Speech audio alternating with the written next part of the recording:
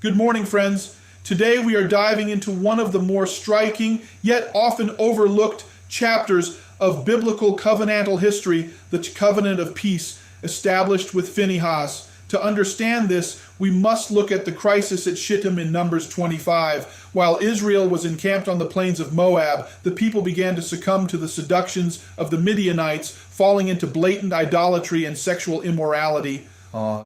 The divine wrath manifested as a plague, but the tipping point occurred when a high-ranking Israelite brazenly brought a Midianite woman into his tent in the sight of Moses and the weeping congregation. It was Phinehas, the grandson of Aaron the high priest, who rose up in a moment of holy zeal. By executing judgment upon the couple, he effectively turned away God's wrath and made atonement for the children of Israel.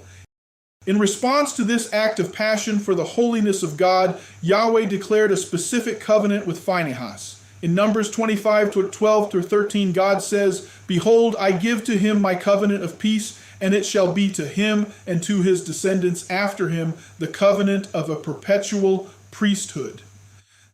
This is a significant moment in the development of the Aaronic line.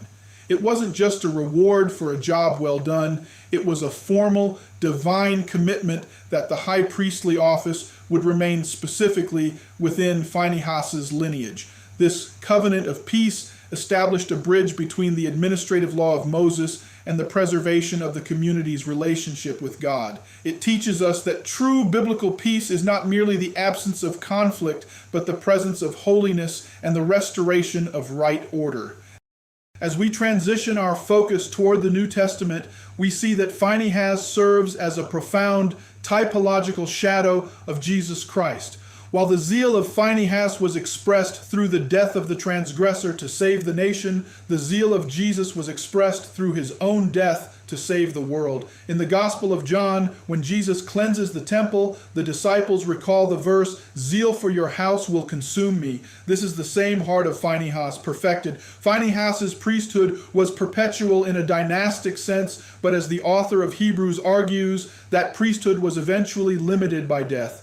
Ultimately, the covenant of peace finds its yes and amen in the person of Jesus. He is the great high priest who does not need to offer sacrifices for his own sins, but who, through his own blood, established a better covenant that provides eternal shalom.